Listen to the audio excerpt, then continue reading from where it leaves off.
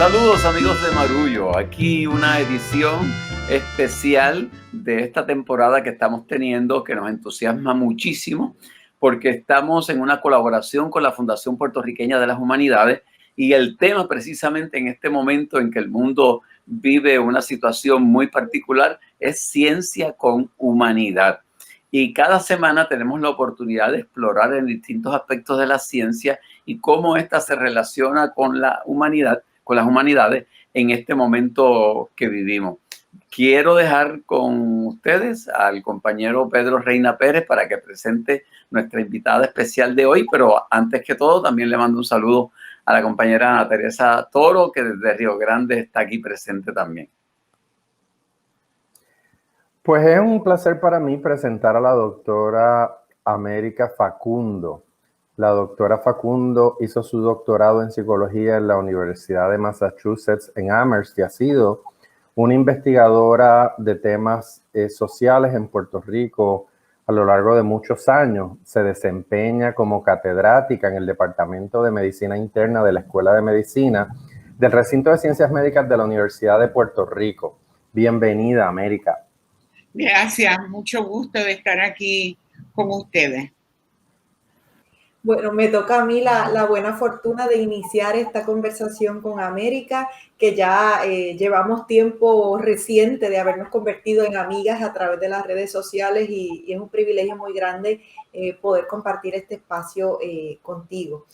Quisiera partir por lo más evidente y comenzar preguntándote cómo convive una científica social en una escuela de medicina. ¿De qué manera se dan esos cruces y de qué manera logras traer tu conocimiento a lo que es un ambiente en el que no necesariamente suele haber tanto espacio para los saberes que bien puedes aportar?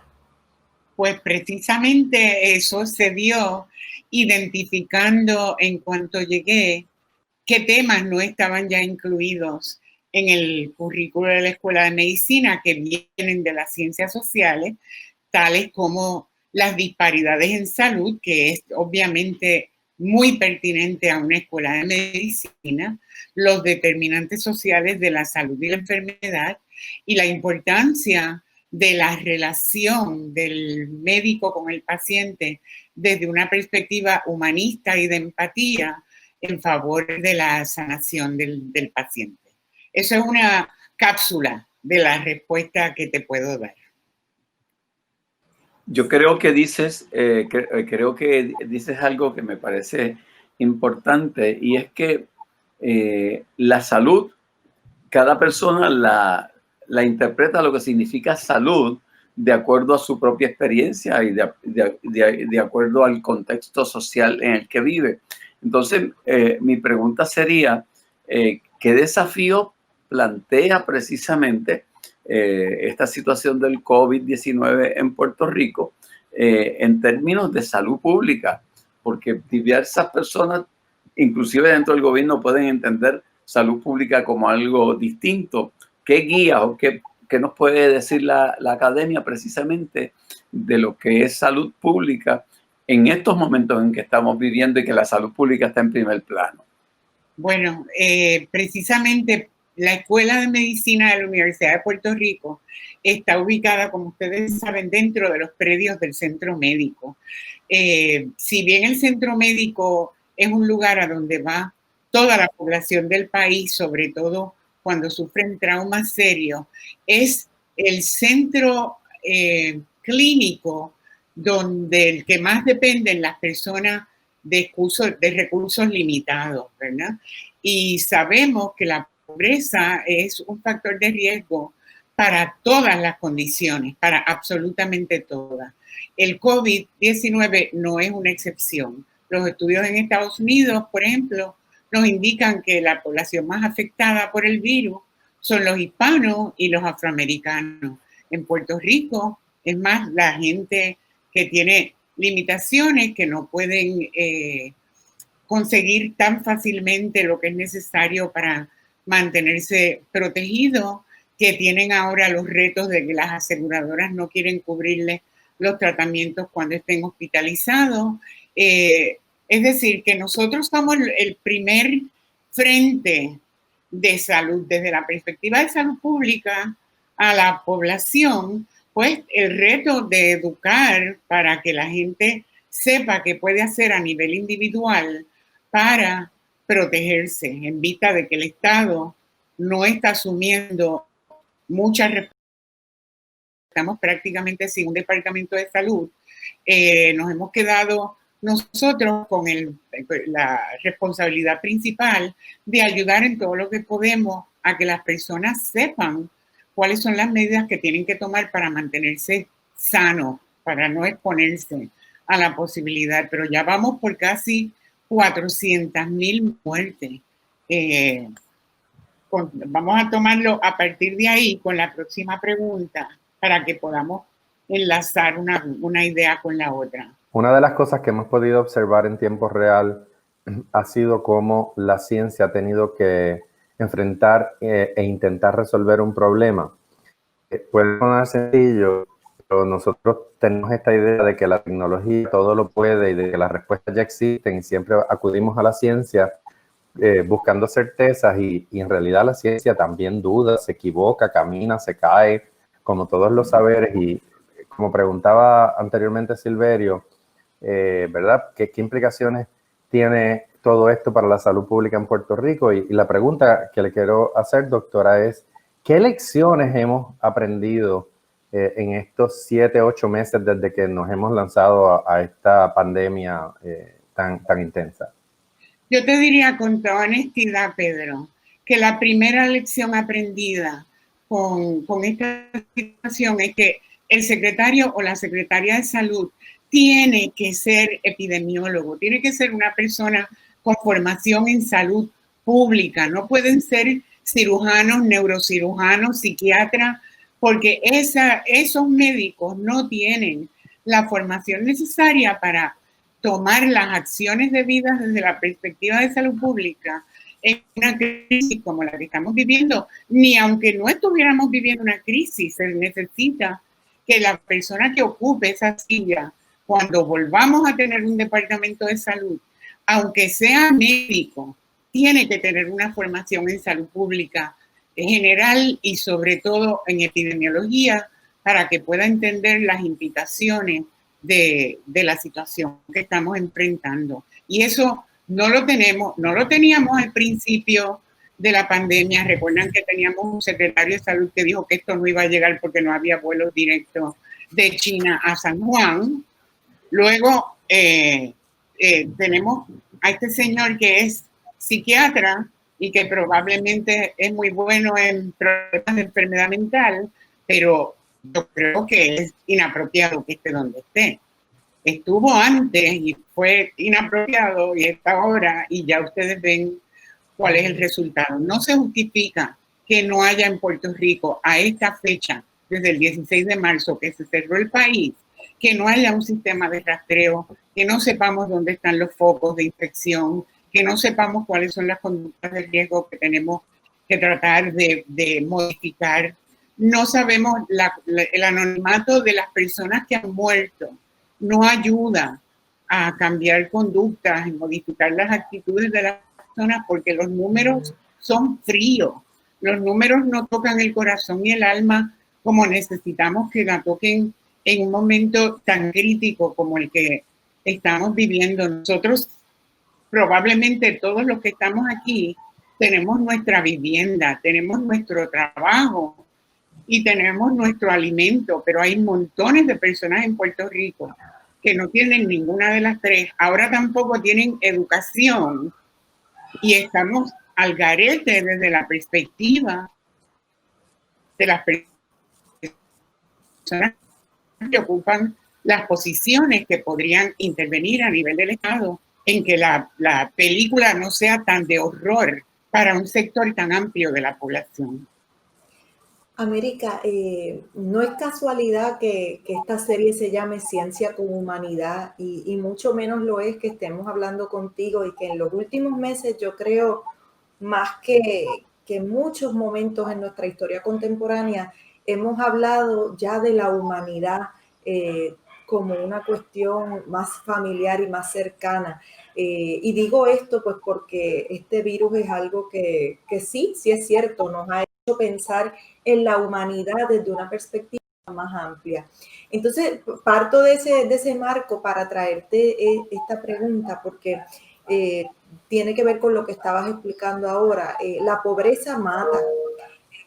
Y ahorita Silverio hablaba acerca obviamente de los elementos sociales que inciden en la salud, y definitivamente cuando hay pobreza es muy difícil que haya salud. Recuerdo muy bien los relatos de los procesos de trabajar para poner agua potable en los países en vías de desarrollo, y lo importante que fue en el efecto que tuvo en una cosa como fue la salud de las personas a largo plazo. Y obviamente eso es una mentalidad de salud pública. Quizás a una persona con una preparación muy específica, como bien explicas, América, no se le ocurriría pensar en infraestructura y pensar en esos otros elementos que son tan importantes. Te digo todo esto para preguntarte de qué manera la pandemia nos obliga a pensar en la inequidad.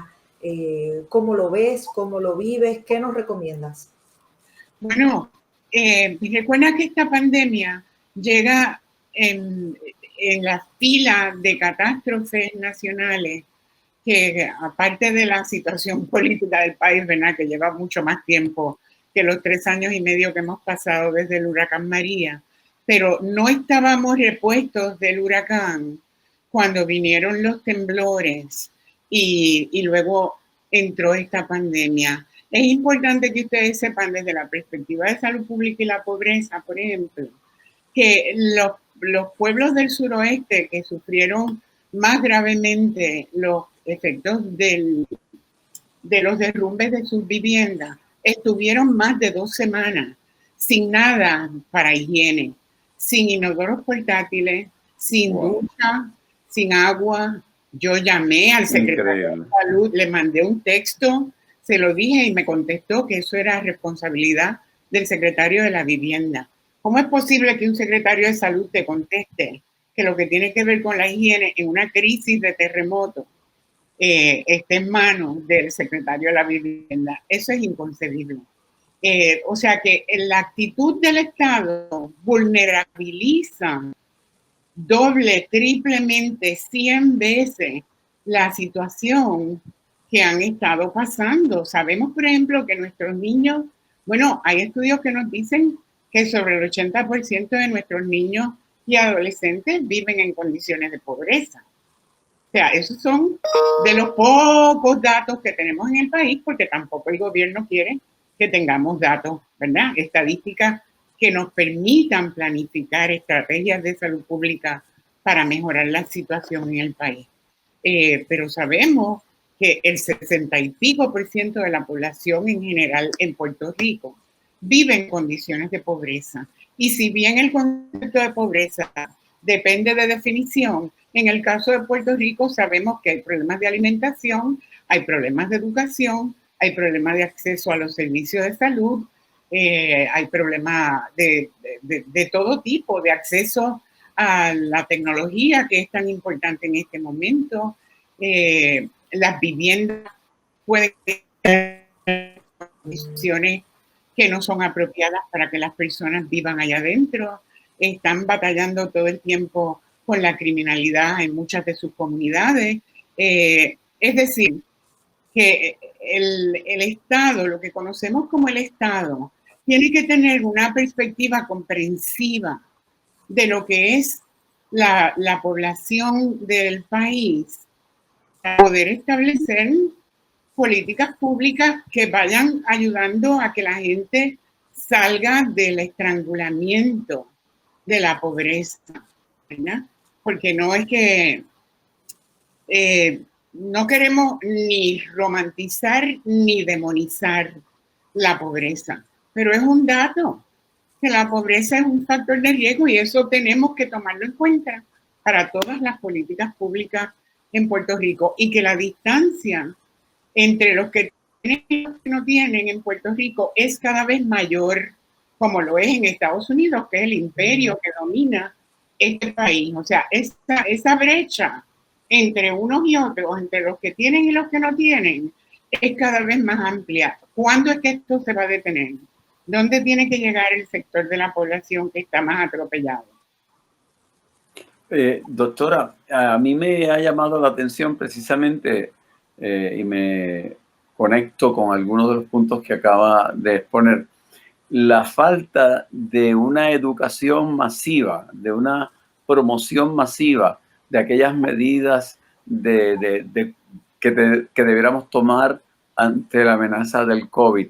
He visto en otros países cómo gobierno, empresa privada, medios de comunicación unen esfuerzos para educar a la población sobre lo que estamos viviendo, y noto una total ausencia en Puerto Rico. Desde la academia le preocupa esa falta de información y de educación masiva que ha habido con respecto a esta pandemia.